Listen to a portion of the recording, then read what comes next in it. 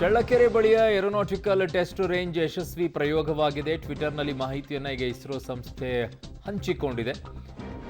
ಚಿತ್ರದುರ್ಗ ಜಿಲ್ಲೆ ಚಳ್ಳಕೆರೆ ಬಳಿಯ ಇಸ್ರೋ ಸಂಸ್ಥೆಯ ಆವರಣದಲ್ಲಿ ಈ ಪ್ರಯೋಗ ಆಗಿದೆ. ಇಸ್ರೋದಿಂದ ಪುಷ್ಪಕ RLV ಯಶಸ್ವಿಯಾಗಿ ಪ್ರಯೋಗ ಆಗಿದೆ. ಏರೋನಾಟಿಕಲ್ ಟೆಸ್ಟ್ ರೇಂಜ್ ಯಶಸ್ವಿಯಾಗಿ ಪ್ರಯೋಗವಾಗಿರೋದು. ಈಗ ಸದ್ಯಕ್ಕೆ ಟ್ವಿಟರ್ನಲ್ಲಿ ಮಾಹಿತಿಯನ್ನು ಇಸ್ರೋ ಸಂಸ್ಥೆ ಹಂಚಿಕೊಂಡಿದೆ. ಇಲ್ಲಿ ನೋಡ್ತಾ ಇದ್ದೀರಾ, ಈಗ ಚಿತ್ರದುರ್ಗ ಜಿಲ್ಲೆ ಚಳ್ಳಕೆರೆ ಜಿಲ್ಲೆಯ ಬಳಿಯ ಇಸ್ರೋ ಸಂಸ್ಥೆ ಆವರಣದಲ್ಲಿ ಈ ಪ್ರಯೋಗ ಆಗಿದೆ.